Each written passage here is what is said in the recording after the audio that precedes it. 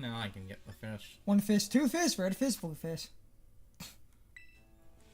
Okay, that's literally Vasculegion at that point.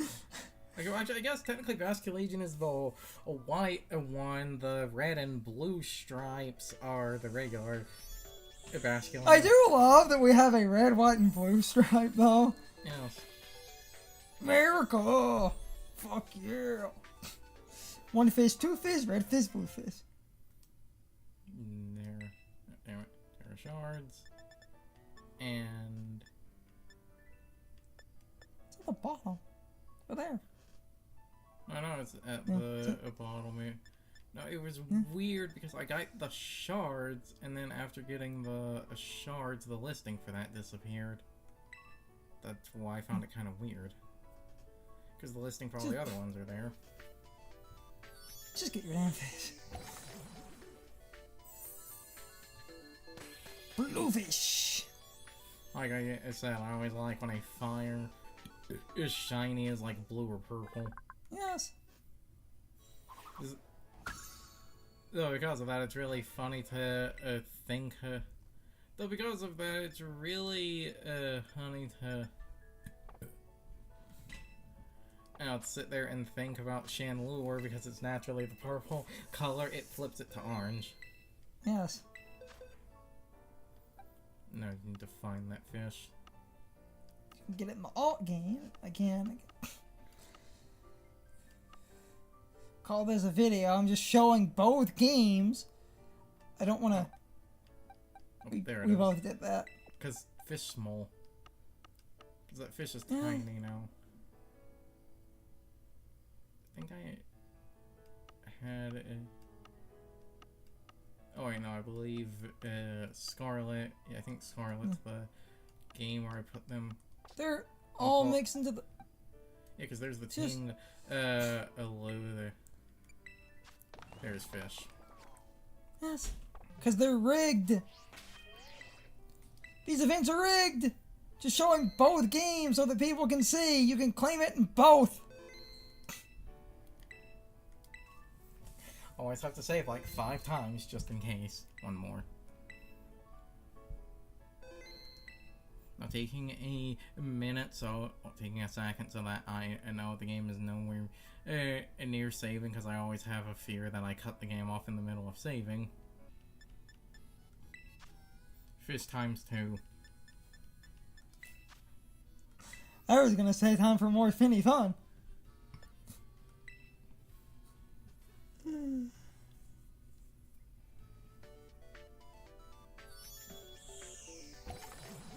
We always get things in multiple games.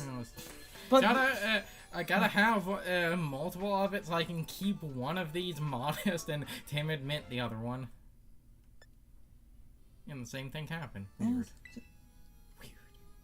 Like, because you can only get it once, I really don't care. It's just weird.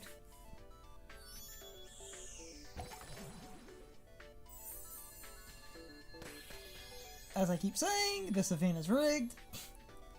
It will always be the modest with the same IVs.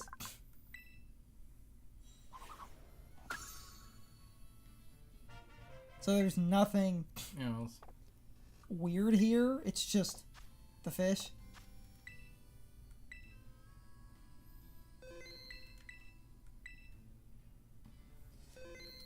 In my...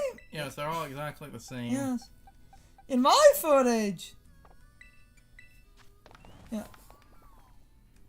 Exactly the same. Every time. Like, I still generally say timid is better so you can speed creep. Just max out the special attack and speed. No. Just go nuts. Modest if you want damage. Timid lets you speed creep because base 100 is just fast enough with some support to catch a few things. And because this is the last one, I had them all in a roll. Just kind of quickly. Personally, this is probably my favorite out of their shinies, was this one being a second because it went from vanilla to chocolate. You're the typical thing. As the one channel keeps calling it, though, this is Chin Poo. If only you could nickname them. This one's Chin-Poo. If only you could... Not Chin! He keeps calling it Chin-Poo or Chin-Poo. If only you could nickname them. This one is the typical grass types will normally get like fall and autumn colors. And then you're the type of shiny I hate, which is the shiny that's barely noticeable. Yes. Oh wow, they run the gambit of all shinies. A good, weird, a normal pattern, and bad. I don't think... talk about the colors for a minute. I can devote that into a fun question. This one, it's not inherently bad. It's just the rest of these are like... The rest of these are clearly noticeable. Yeah. This is just ever so slightly different. Yeah. So something else really funny about this, and I wanted to bring this up. Chi-Yu, now it's slightly spelled different, or at least can be spelled different because you're translating Chinese to English. Chi-Yu is just straight out the name of a Chinese god. Yes. And the funny thing is, I believe that was the god of, I think, war and summer, so the summer seems to be the reason for the fire type. Also, when I kept flip-flopping a few events ago, some people say Chien Pao. Some people, instead of Chien, do Chin. I've heard Chin Pao and I've heard Chien Pao. Because it's Chien. Yeah, so you could put... This is CHI, so... What? And, like, this is Chi-Yu, yeah. And it's CHI. I've heard people say Chien Pao, but other people will announce it Chin. The other final thing I wanted to bring up, because we Instead never... of Chien. Because we never corrected it. Now, granted, now that the events are... Well, I say the events are over, but I think all of the raids are going to have, like, one other... I believe what they were going to do for shits and giggles is literally revive the raids for, like, a month so that people can bonk these things for items. So, because of that, the ruin abilities actually are not, like... They're actually not immune to Mold Breaker. So, Mold Breaker will actually break through the reducing defense and special defense. It will actually break we these are two. 4 in, and I looked that up because I couldn't remember. I actually figured out. Yeah, that's actually a quick thing to, again, try to make this different. I said I wanted to talk about that, and we never did. Mold Breaker actually breaks the ruin abilities. Yes. So, because it breaks the ruin abilities, if you have Mold Breaker, you could actually deal full damage. Yes. So, when we used Ogre Pond that one time, we were actually doing full damage. Yes. That's actually a good note. God, I love Mold Breaker. Dude. I can stop now because of the 2 points I wanted to bring up. It's interesting that's like Chi-Yu actually is just straight out the name of a god.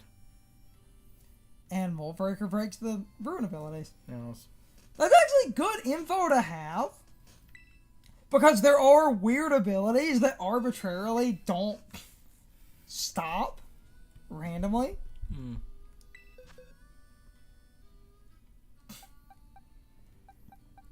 And what is that now? Because these are shiny, I think it's a different color. The funny thing is, the Chinese god Chi-Yu has like multiple depictions. One of them is, I believe, a god with a bull head that's clad in a bronze armor. While the beads are a green color, and that can look like jade, and that's what they're supposed to be. I believe bronze, when it rusts, it also does become that green color. So this thing actually has more references to the one figure than you would think.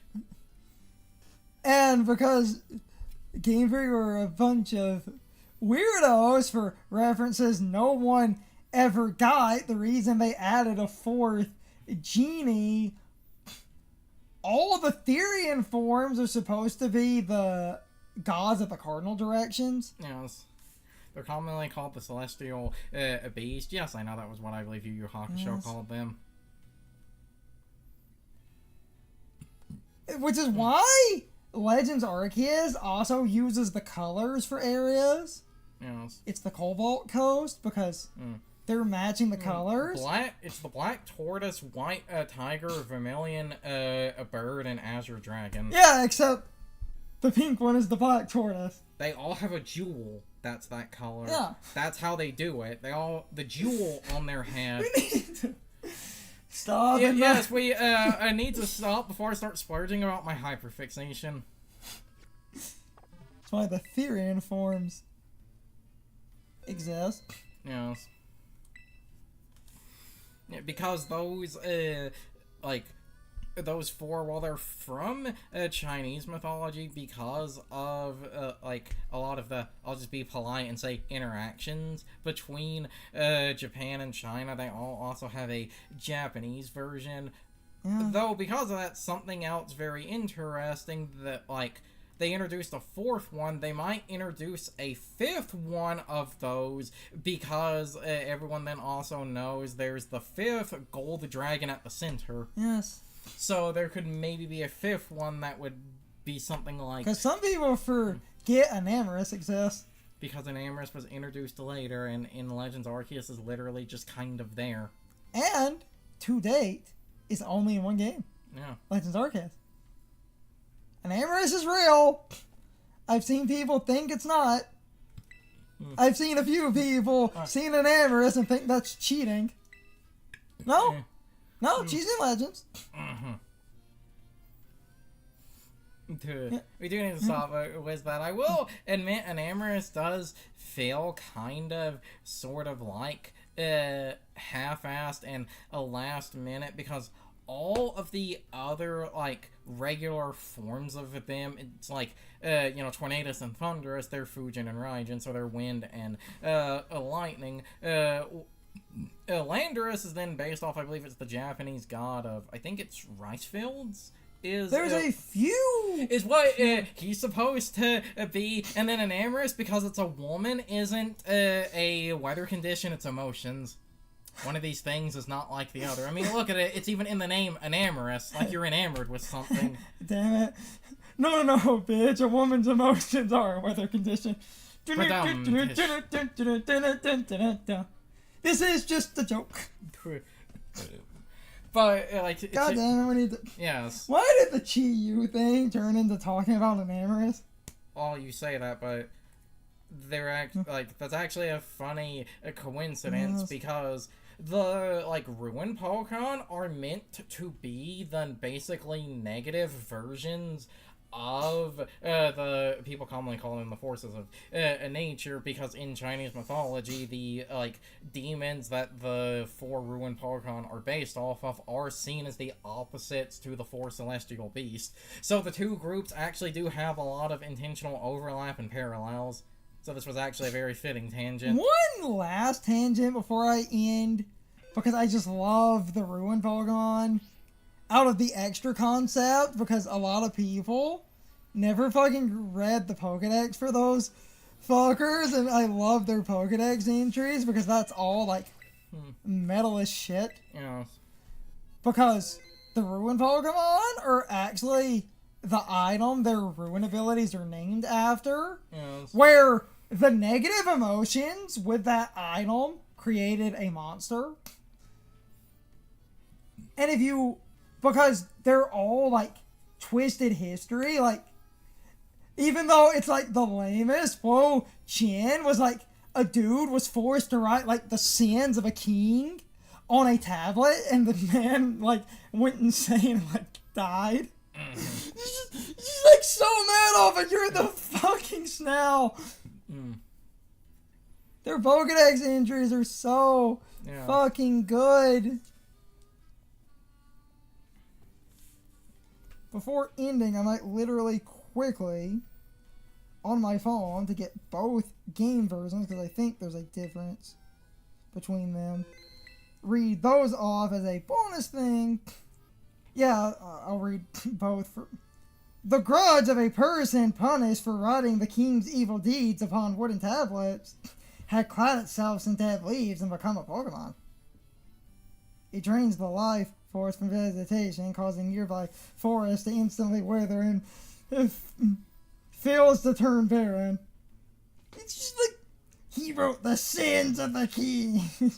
It's basically how that fucking tracks. And again, I'm just upset. Like, it's one of those, I believe it's never explicitly stated in English, but in Japanese, I believe Spirit Tomb's description says it is, the stone is possessed by the souls of 108 sinners. The Pokemon can control 100 tons of fallen snow. It plays around innocently by leaping in and out of the avalanches it has caused. I love that one too, because that's just... That's just it being a cat. But then we get to the hatred of those who perished by the sword long ago have clad itself in snow and become a Pokemon. Mm-hmm. The sword killed people, and the hatred of those who died. The hatred of the sword! It creates avalanches and plays in the snow! I'm reading all of these because these are all fucking good, and then we're eating this thing. The fear poured into this ancient ritual vessel has clad itself in rocks and dirt to become a Pokemon. It slowly brings its exceedingly heavy head down upon the ground, splitting the earth open with huge fissures that run over 160 feet deep. You see, there's no fun there. This thing is just like an asshole. Yeah, no fun there, unless you want to really start going off on your own tinfoil hat theories. It controls flames burning at over 5,400 degrees Fahrenheit. It casually swims through the sea of lava it creates by melting rocks and sand. The envy accumulated within the curved beads that sparked multiple conflicts have clad itself in fire and become this Pokemon. Mm-hmm. Like, it's so fucking metal. It's just like the idea of like these. That's what happens when something is a dark or ghost type. Hence why, dark. No, yeah, they're all like this. Like I said, completely unrelated. I think the American description says that, like, a Spirit Tomb is like 108 criminals or something. I believe the Japanese description specifically it was like sinners. Yeah. We need to end off. Yes. I had to read the Pokedex entries just to show people what the fuck I was talking about, because that's such a cool concept. Yes. These Pokemon are negative emotions. Let's also whiz that before stopping a funny thing. Because it's the items, none of them have a gender. Yes. They're not gendered. Because they're all the items. Yeah. The items taking shape. Mm-hmm. Yes, we can stop now. I can do my outro. I just love those Pokedex entries. More of the evil ones, however, it creates avalanches and plays in the snow is also pretty good, because that's just such a fucking... I mean, other than the fact that you're creating avalanches, is just like you're just basically a fucking cat. Okay. Truncated outro time. Getting better at doing this fast, less wordy. First of all, if you enjoyed the video or any of our videos, subscriptions help a ton. If more people subscribe, the channel will likely get promoted more. So if you want to help the channel out a lot, subscriptions would do wonders, basically. If you watched this far, you likely enjoyed this nonsense. I welcome subscriptions. In the pinned comment and the video description are a bunch of social media links. Yes, some of those social media links or sites often seen as cesspools, but if I don't promote on somewhat problematic sites, I basically can't easily promote online. Hold on, I'm probably gonna mute a cough.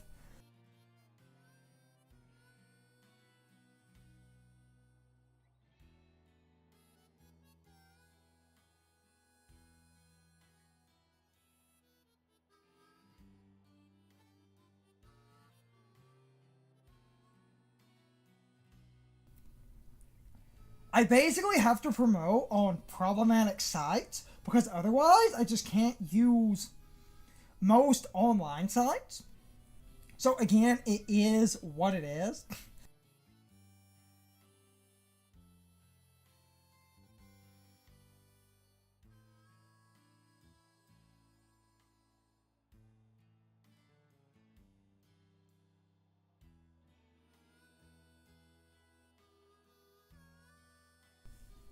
I'm probably muting or cutting a lot of coughing. I was trying to say, mixed in with the social media links is a link to a Patreon. It's under my name, so the money goes to me. Lowest tier is $1 if you want to support the channel financially. The Patreon is a way to do that. Second tier is $2. You basically get a list to vote on games I'm going to edit. I'm also doing thumbnails as a sneak peek, and I can throw in some editor's notes. Third tier is $3, and you'll get a list of games that me and Carson have not recorded yet. So basically, you can vote on what we record. I thought that was good. I would rather be poor than nickel and dime people, but I was looking at some hard drives and stuff. And now to do my full outro. I hope you all enjoyed the video, and I hope I will see you all next time. So, as always, good morning, good afternoon, good evening, and good night, everybody. I hope you come back someday. See you later. It's time for the question of the day and my overall thoughts on the topic. So, anyway, now that we have all 4 of the shiny versions of the Treasures of Ruin, which one of these 4 has your favorite shiny? In a lot of ways, I would probably agree with Carson. Chi-Yu has the best shiny out of the 4 because that color scheme is phenomenal. Those colors are amazing. This is a really good color choice because the blue and the black look absolutely phenomenal. I would probably agree with Carson, but with that said, I do love Wo Chen's shiny because I do like the autumn look. And out of the 4, that one is also really nice. Like, I made a joke about the one guy was calling the one color scheme Qianpu. And again, I've seen some people say Qianpao. I've seen some people say Qianpao. I flip-flop. I hear slightly more people say Qianpao, but that color scheme is not that bad. Tinglu is basically the worst because it's almost unnoticeable. And I would generally say Chi-Yu is the best. That probably is my favorite, like Carson, because that fire looks really nice. I like blue flames, and I think that blue is complemented perfectly by the black, because that creates a very good striking outline that basically complements the way the blue flames look. So, overall, I would love to know which of these 4 are your favorite, but I could see a lot of people also picking Chi-Yu because, again, that actually looks really nice. These are pretty good shinies, except Tinglu. It's not a bad shiny, it's just really hard to notice what the difference is. It's super subtle, whereas the others at least look different. Though I kind of wish that Qianpao had basically been a black color instead of the brown, but I don't think the brown looks that bad. I just think that Pokemon being basically all black with a few white accents would have looked really good. Wo-Chin's fine. That's a good color scheme. I love the way that looks too. Those are great colors. And then Tinglu is probably the worst.